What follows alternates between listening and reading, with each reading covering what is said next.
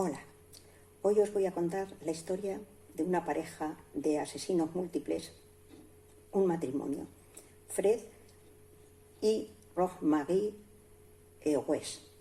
Frederick Walter Stephen West nació el 29 de septiembre de 1941 en una granja pequeña, en una pequeña granja de un pueblecito pequeño de Inglaterra llamado Marshmarkle. Él fue el primero de 7 hermanos. Cuando nació era un niño rubito, con el pelo rizado, con unos mofletes, ojos claros. Con el tiempo se fue transformando, se volvió mucho más moreno, iba muy desaliñado, no se peinaba apenas. El incesto, los abusos sexuales, abusos físicos, psíquicos en la familia era la norma, estaba muy normalizado. El padre era un alcohólico, una persona muy dura, y la madre empezó a tener relaciones con su hijo cuando él tuvo 12 años. Entonces, bueno, a partir de ahí, pues ya entre hermanos lo veían una cosa normal. Cuando empezó a ir al colegio, los niños se reían de él. Él tenía un coeficiente de inteligencia por debajo de lo normal, le llamaban carita de mono, y ya digo, se reían de él. Para los estudios hay que reconocer que no era bueno, pero sin embargo la labor que hacía en la granja aprendió, porque su padre, ya digo, que era una persona muy recta, les hacía de trabajar de día y de noche constantemente, y aprendió albañilería, carpintería, pintura.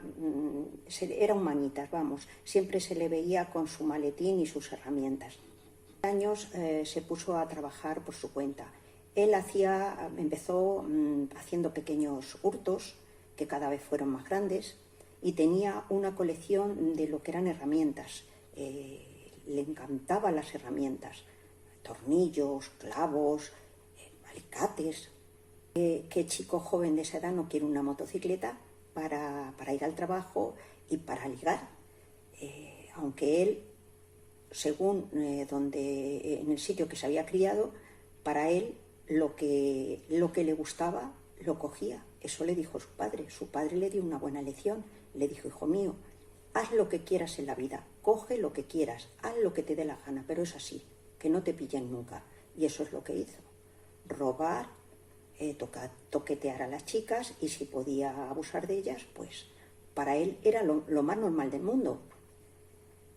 Bueno, pues al poco de comprarse la motocicleta tuvo un accidente muy grave, estuvo una semana en coma, le tuvieron que poner una placa en el cerebro porque se rompió el cráneo, se rompió un brazo y una pierna. De hecho, se quedó con una cojera que le duró ya para toda la vida. Al año siguiente, no, a los 2 años más o menos, estaba en un club. Estaba en una escalera de estas de incendios y empezó a toquetear a una chica. Esta chica le dio un puñetazo y lo tiró, cayó rodando escaleras abajo y volvió a hacerse daños otra vez en el cerebro. En 1961 lo pillaron robando en una joyería y le pusieron una multa. Y fue en ese momento también cuando su hermana pequeña, Kitty, le dijo a su madre que estaba embarazada de su hermano Fred. No es que a la madre le importara que hubiera estado abusando, porque era ya digo, lo que había en la familia. Incluso más que eso era lo que le había dicho su padre, por la joyería, por haber robado y haberle pillado, porque tuvieron que pagar una multa muy grande. Entonces le dijo claramente a Kitty, fue a la policía a denunciarlo, y cuando fue con la madre le dijo por el camino: mira, yo a mi hijo lo quiero mucho y yo no lo voy a denunciar, voy a ir en contra de ti. Eso le dijo la madre, lo quería muchísimo, era su hijo mayor, y entonces Kitty dijo: ¿y para qué lo voy a denunciar si mi madre no me va a ayudar? Así que se desestimó. Entonces la familia se enfadó con él, pero no el padre, la madre, los hermanos, no, que ya sabemos cómo eran, sino los familiares cercanos, un poco más alejados, quiero decir, sobrinos, primos, tíos, todo eso. Entonces se fue a vivir con su tía. Allí conocería a una joven prostituta de 16 años que se llamaba Catherine Bernadette Costello, al que todo el mundo lo conocía por el nombre de guerra Rena. Era una prostituta y andaba escapándose de la policía. Él la cogió, la ayudó y se la llevó a casa de su tía. Allí tuvieron relaciones sexuales, estuvieron un poco tiempo juntos hasta que ella tuvo que regresar porque ella era de Escocia.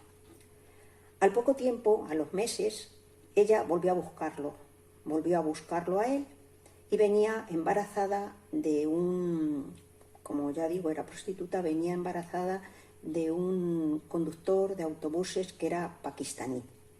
Fred la recogió y se casaron. Al poco tiempo, Rena tuvo a su hija, que se llamaba Carmine, que nació en marzo de 1963. Fred hizo que Rena, porque la familia de Fred no quería este matrimonio de ninguna de las maneras, y de hecho a su boda no fue nada más que un hermano de Fred. Para quitarle importancia al asunto, le hizo mandar una carta Fred a Rena hacia su madre, diciéndole que había abortado y que querían tanto un hijo que habían adoptado a una niña pakistaní. Rena, a pesar de que era prostituta, no podía saciar el apetito sexual que tenía Fred, y cada vez más brutal. Entonces empezó a tener él un montón de infidelidades y siempre estaban discutiendo, se iban, se venían. En julio de 1964, Rena dio a luz a una hija de Fred. Ella se llamaba Anne-Marie, pero la relación, a pesar de tener una hija, siguió siendo tensa. El trabajo que tenía en este momento Fred era de conductor, llevaba helados, vendía helados en un carrito de helados. En 1965 Fred tuvo un accidente y mató a un niño de 4 años al echar marcha atrás. Se vio claramente que él no había tenido culpa, que el niño se le había echado encima, y la policía pues no hizo nada porque no era culpa suya, pero sí que tenía miedo de los vecinos, de los amigos y toda la gente que estaba alrededor, porque sabían cómo era Fred, de violaciones, de robos y demás. Entonces, lo que hicieron fue que cogió a la familia, a Rena, a sus 2 hijas, a una chica que cuidaba a las niñas, a una niñera, y una amiga de la niñera que se llamaba Anne McCroft, y la niñera se llamaba Isa. Bueno, pues Anne McCroft tenía 16 años, había perdido a su novio en un accidente de tráfico, y Isa, la niñera, le pidió a Rena que si se la podía llevar. Así que Fred, su mujer, las 2 niñas, la niñera y la amiga de la niñera se trasladaron a un parque de caravanas, a vivir a una caravana. La violencia hacia las 3 mujeres por parte de Fred era cada vez más y más dura. Abusos sexuales, le pegaba a las niñas, las violaba a las mujeres, quería que hicieran tríos. Entonces Rena, con ayuda de Isa y un amante de Rena, idearon un plan para irse a Escocia y dejar a las niñas con Fred y con Anne. Cuando regresó a ver a sus hijas, vio que tenían una relación Fred y Anne, Cuando cumplió los 18 años, ella quería a toda costa casarse con Fred, quería que Fred se divorciara de Rena y se casara con ella. Ella ya estaba embarazada de Fred, harto de tanto agobio, cogió y la mató. La mató, le cortó los dedos de los pies y de las manos y los huesos de la rodilla y la enterró muy cerca del parque de caravanas donde estaban viviendo. Aquí es donde pone Fred por primera vez su firma del macabro ritual que llevaría a cabo con todas sus víctimas y que luego se quedaría con esos pequeños recuerdos de los huesos.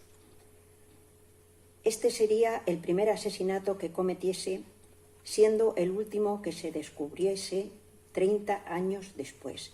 El tipo de mujeres que él buscaba eran jóvenes, que fueran vulnerables, guapas y que no tuviesen familia para que pudiese hacer lo que quisiera con ellas y que no las echaran de menos.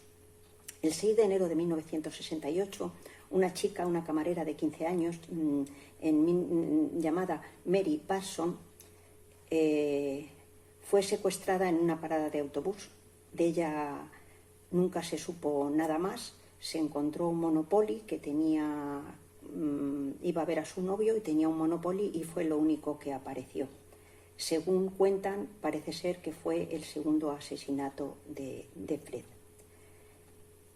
Más tarde, Fred encuentra un trabajo como conductor en una panadería, repartiendo pan a los comercios, y conoció a una chica. Esta chica, Rosemary Pauline Lett, sería su media naranja, sería luego su esposa y la que hiciese con él la mayoría de los crímenes. Cuando se juntaron los dos fue una explosión tremenda. La primera vez que la vio, ella tenía solo 15 años, estaba trabajando en la panadería y él le hizo proposiciones.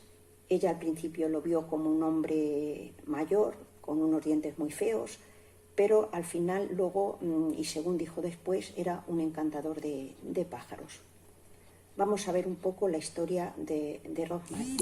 Rosemary Pauline Lett nació en 1953, o sea que tenía 12 años menos que él.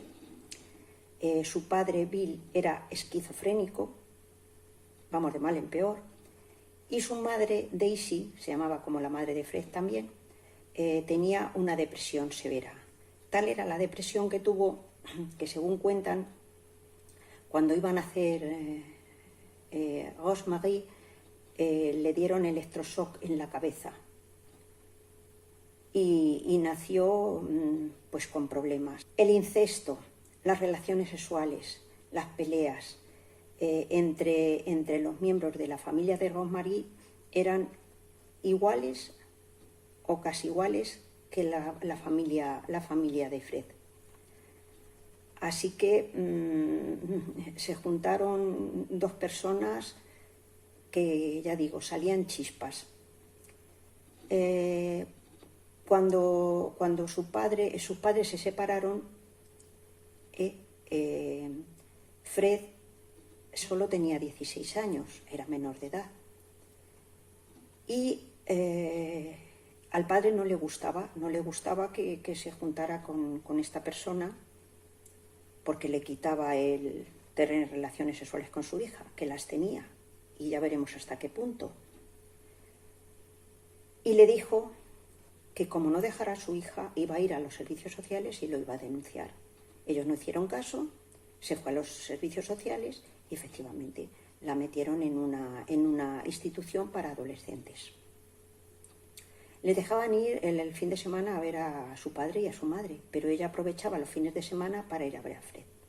¿Qué pasó? Pues que se quedó embarazada. Ella empezó a cuidar a las dos niñas y a cuidarse ella misma del embarazo, cuando Fred le pillaron robando otra vez. Esta vez estaba en un taller de coches, de mecánica, y lo metieron en la cárcel para 6 meses y pico.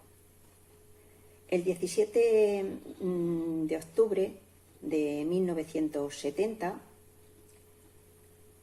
Rosemary dio a luz a su primera hija, una niña a la que llamó Heather. Con 17 años recién cumplidos, Rosemary tenía que cuidar de las dos niñas de Fred y de la suya. Al principio, para ganarse el amor de Fred, pues cuidaba muy bien a las niñas, pero llegó un momento en que le cansaban, la agotaban. No podía con ellas, era mucho para ella. Era muy joven, era una niña prácticamente. Y ella sola, hasta que salió de la cárcel Fred, y entonces estaba siempre de mal humor. Carmen, que era la hija, recordemos, que había tenido Rena con el pakistaní, le enfurecía porque mientras que a la otra la pegaba y lloraba, ella permanecía fuerte, aguantando lo que le hiciese, le pegaba y fuerte allí. Cualquier castigo le daba lo mismo. A mediados de junio del 71 se cree que Rosemary le dio un golpe tan fuerte a la niña que la mató. Al poco tiempo salió Fred de la cárcel y entre los dos la enterraron en el patio de la casa en la que vivían en ese momento.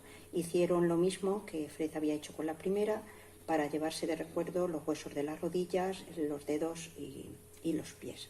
Cuando le preguntaban por la niña, que dónde estaba, lo tenía muy fácil.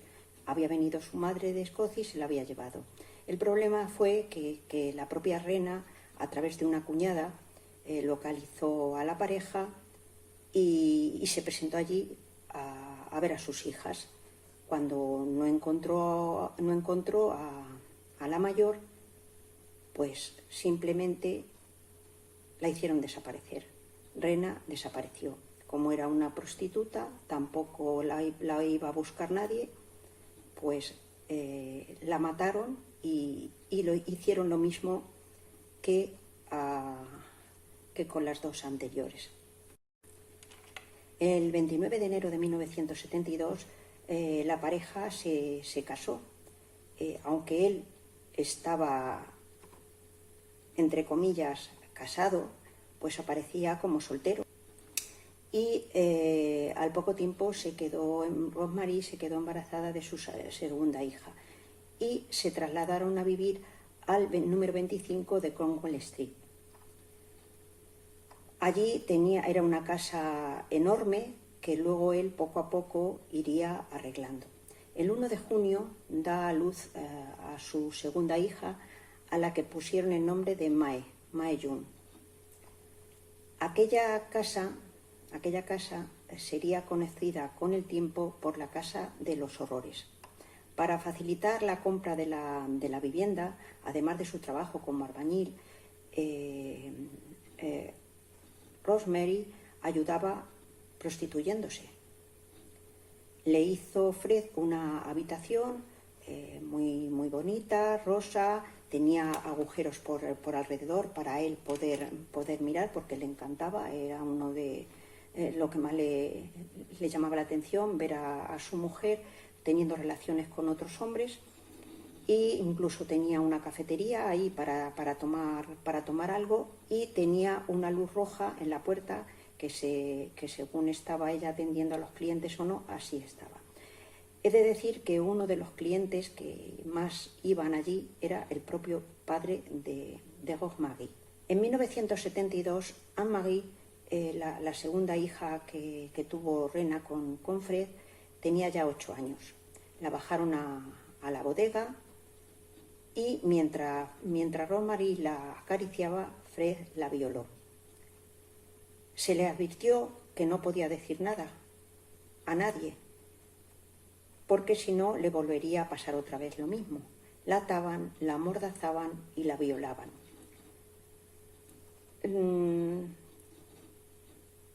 A todos, como habían hecho tanto en la familia de uno como en la familia de la otra, eso mismo hicieron con los hijos. Pero no solo violaban de ellos, lo violaban y les hacían las más duras de las torturas, sino que además lo grababan en vídeo, lo fotografiaban y a través de los agujeros él se había comprado una cámara de vídeo y lo grababan en vídeo, y después, por la noche, en vez de poner una película familiar, como hace la gente normalmente, pues ponían las películas que habían grabado, tanto entre padre, hijos, y madre, hija, hijos, en fin. Cuando al cabo del tiempo, y siguiendo en la misma dinámica, como ella no usaba nada para no concebir más hijos, llegaron a tener 7 hijos más, 3 de los cuales probablemente serían del propio Fred. Uno podría ser de su padre y el resto de los clientes que frecuentaban a Rosemary. En octubre de 1972, los West necesitaban más actividad, más animación, más violaciones, necesitaban más esa adrenalina, eran unos asesinos en serie, necesitaban más sangre. Entonces empezaron a buscar niñas, chicas, jóvenes, guapas, vulnerables, que nadie las buscase, y salieron a la caza. En un camino rural encuentran a una chica solitaria, se llamaba Caroline Owen, tenía solo 17 años, le preguntaron que dónde iba, dice que iba huyendo de su padrastro, y ellos aprovecharon, tengamos en cuenta que Rosemary era casi de la misma edad que ella, era muy joven, aunque no lo pareciese, pero era de su edad, y al ver a una pareja joven, que le ofrecieron trabajo como niñera para sus 3 hijos, ella aceptó. A los pocos días se mudó allí a Cromwell Street, en el número 25, y al principio todo parecía ir normal. Le pusieron junto a Anne-Marie en una habitación, hasta que un día Rosemary estaba encaprichado con Caroline, y le propuso a Fred a ver si podía convencerla para hacer un trío. Cuando Fred la vio sola, ella le preguntó que por qué iban tantos hombres allí, y Fred le dijo que es que él era masajista y por eso había allí tantos hombres. Y ya le dijo que si quería tener relaciones con él y con su mujer, y ella entonces se asustó y salió huyendo de la casa. Pero ellos no iban a quedarse así. Ellos sabían por dónde encontraron a Caroline la vez anterior, y salieron a buscarla un día y otro hasta que por fin, el 6 de diciembre de 1972, la volvieron a ver. Pararon a su lado, le pidieron disculpas, le dijeron que había sido una tontería, que había sido una broma, que tal y cual, que le iban a subir el sueldo, que por favor, que no volvería más a pasar. Entonces ella aceptó las disculpas, pensaba que lo decían de buena fe, y subió en el coche. Rosemary se puso atrás con ella y le dijo: venga, vamos a hablar, una charla de chicas, y empezó a toquetearla. Fred detuvo el coche, la llamó perra, le dio un puñetazo, la dejó inconsciente y se la llevaron a su casa otra vez, a Cromwell Street. Le dieron una taza de té que tenía un sonífero, la amordazaron, la agredieron sexualmente durante bastantes horas y la dejaron allí atada a una columna. Al día siguiente la volvieron a violar, la chica gritaba con todas sus fuerzas, Rosemary con una almohada se lo ponía en la boca para que se callase. De hecho, despertaron a algún niño que llamó a la puerta que qué pasaba. Y cuando Fred se quedó a solas con Caroline, después de violarla de nuevo, empezó a llorar. No se sabe por qué. El caso es que le dijo que le perdonase, que si volvía como niñera, que no iba a pasar nada más, que por favor. A ella no le quedaba otro remedio, o decía que sí o veía que la mataban. Así que la dejó ir. Cuando Rosemary se dio cuenta de que la había dejado, se enfadó muchísimo con él. Caroline llegó a casa de su madre llorando, avergonzada. Se fueron a la policía y por lo visto el policía que la atendió no la trató muy bien, la trató como si ella hubiese tenido la culpa,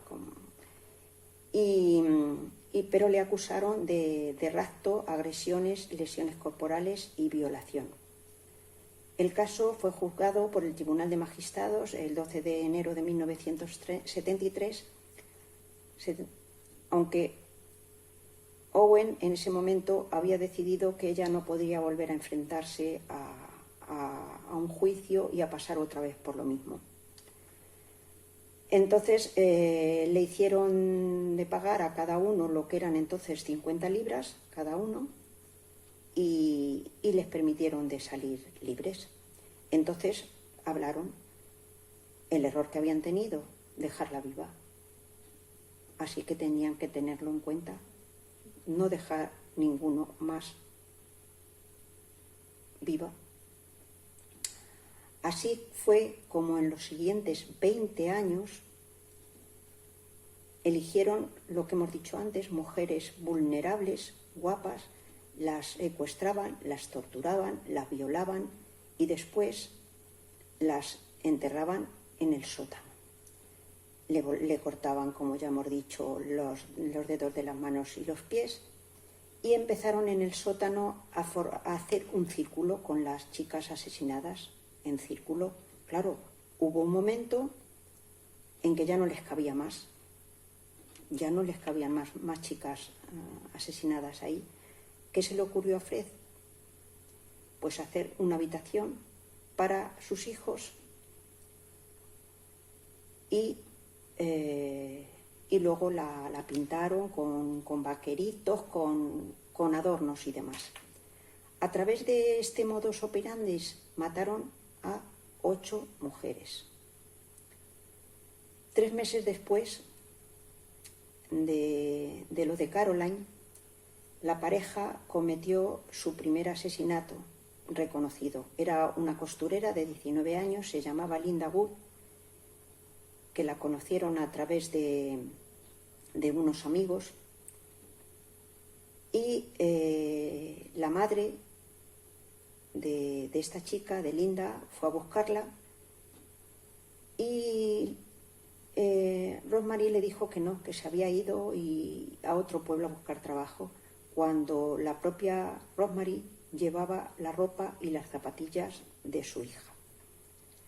Después le siguió Caroline Cooper, tenía 15 años, había subido a un autobús para irse en casa de su abuela y la secuestraron. Durante los 17 meses siguientes, otras 4 víctimas entre los 15 y los 21 años sufrieron el mismo destino que ellas dos. Y hacían la misma historia.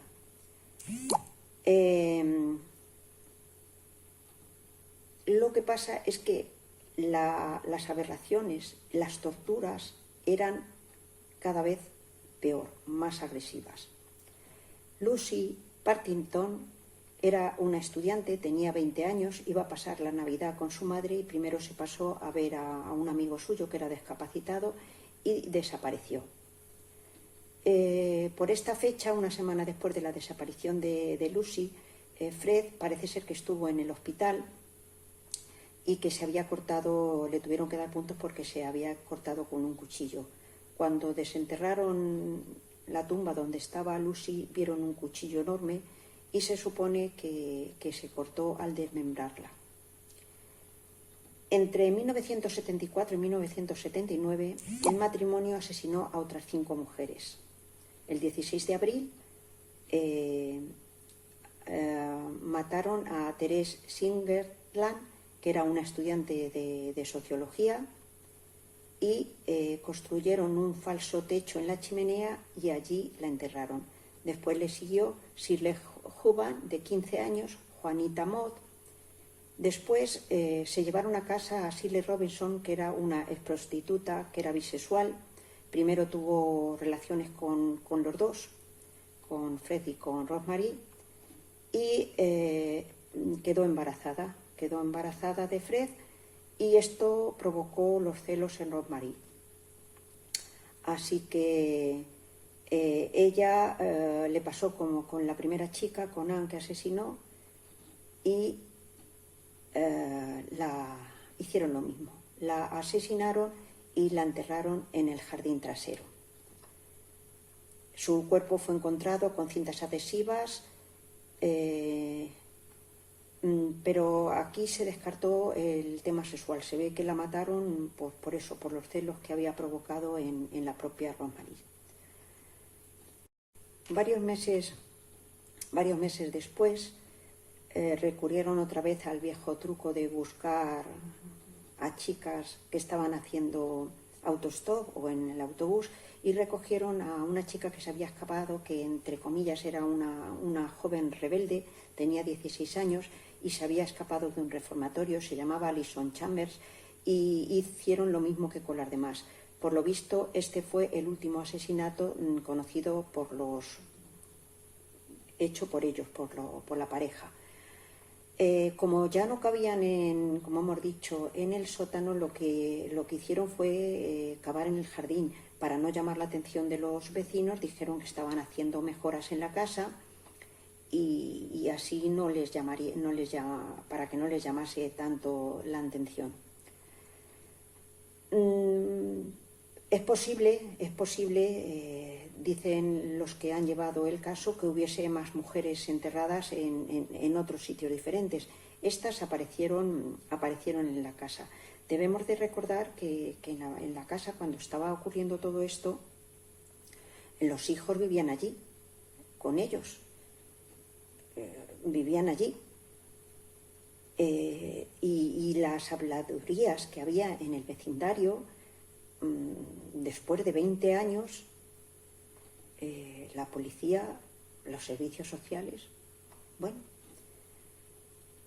A mediados de los 80 empezaron a darse cuenta de que los compañeros de los niños empezaban a hablar mal de su madre, de las relaciones sexuales que tenían y demás. Entonces Heather confió a sus amigos lo que estaba pasando allí en la casa. Y daba la casualidad de que el padre de uno de estos amigos era amigo, a su vez, de Fred. Cuando se enteró, no os quiero contar ni lo que pasó. La trataron de Judas, más o menos, que les había traicionado, y a pesar de que ella estaba deseando de salir de la casa, ya había terminado la escuela, había solicitado para la limpieza en una empresa, justamente ese día le llegó diciendo que habían cogido a otra persona y que no la habían cogido a ella. Fue un golpe tremendo porque ella quería huir de ahí, fuese como fuese, pero no fue así. Entonces la cogieron entre los dos y le dieron una paliza tremenda y, bueno, acabaron matándola. Acabaron matando a la chica. Bueno, pues como tenían una excusa, cuando los hermanos volvieron del colegio y preguntaron por Heather, no, si se ha ido. ¿Cómo que se ha ido? Sí, al final sí le dieron el trabajo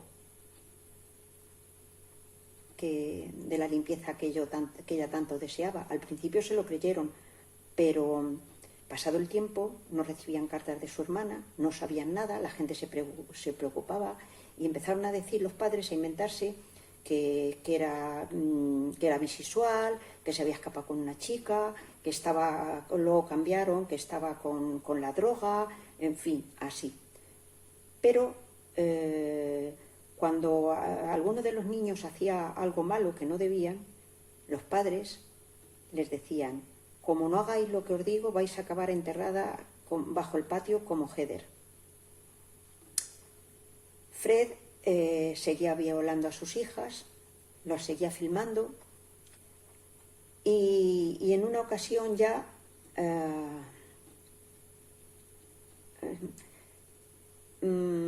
su hija, que tenía ya, creo que era Anne-Marie, que tenía 13 años, pues se lo dijo a una amiga, esta se lo dijo a su madre y puso una denuncia sin decir quién era, ¿no?, por el abuso que estaban teniendo. La policía habló con Mae, habló con Anne-Marie, le preguntaron por Heather y ellos le dijeron que se había ido, pero que no la llamaban, y así fue como salió a relucir lo que comentaba normalmente, que si hacían algo malo iban a ir a parar al patio donde estaba enterrada Heather. Esto llevó a que el juez diese una orden para excavar en el jardín de los West. El 23 de febrero de 1994 empezó el principio del fin. La policía fue en casa de Fred, él estaba trabajando y su mujer le llamó y le dijo: Fred, vente para casa, que van a empezar a picar, a buscar a Heather en el jardín.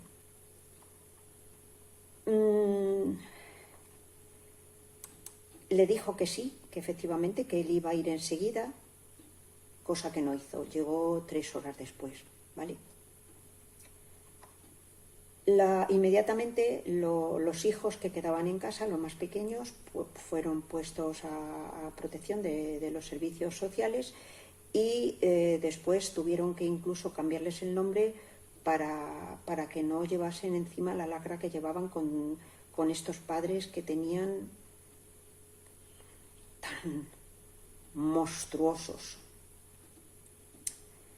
Cuando a Fred le preguntaron que qué había sido de su hijo, le contestó lo mismo que había contestado a todos. Primero que se había ido a la limpieza, después que sí, que se había ido con una novia lesbiana, después que sí estaba en el cártel de las drogas, en fin. Y luego lo que hizo fue decirle a su mujer que iba a declararse culpable. Fred se desdijo una y otra vez. Primero que sí, luego que no,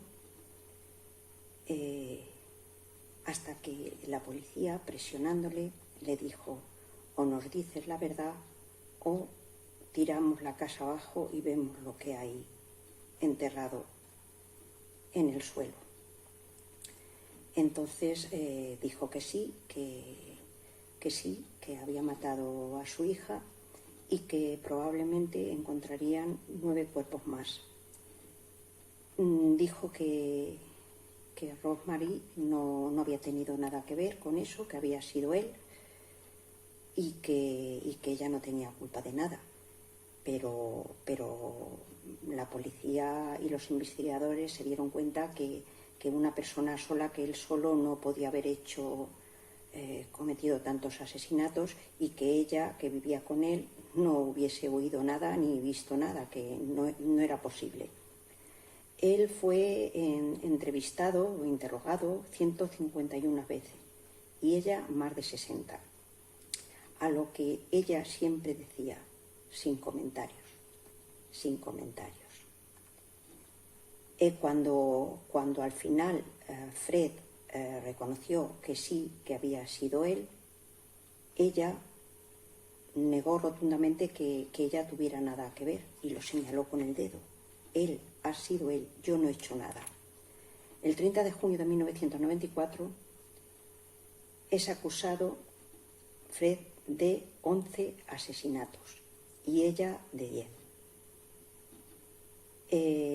Viendo Fred que su vida, que lo que él quería en su vida, que era violar, estar por encima de la gente, maltratar y demás, no podía ser, y que iba a estar toda su vida en la cárcel, entonces había robado unas sábanas en la lavandería y se ahogó.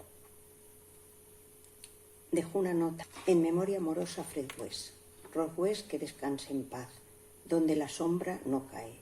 En perfecta paz espera a Ross, su esposa. Solo 3 personas fueron a su entierro. Al final fue condenada por 3 asesinatos, uno de ellos Chermaí, que era la hija de Fred que adoptó, y después, tras 2 apelaciones, lograron condenarla por 10 asesinatos y la condenaron a cadena perpetua. Hoy en día sigue en la cárcel cumpliendo condena.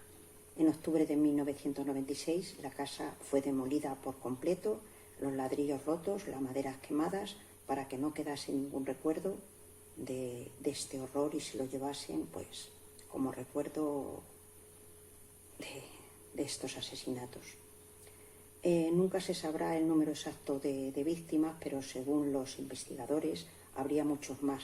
Recordemos que él había dicho que 30. Bueno, esta es la historia, terrible historia de estos asesinatos. Luego pondré a continuación fotografías reales de toda la gente que ha aparecido en la historia y los créditos, ¿vale? Espero os haya gustado. Sé que es terrible, pero es la realidad.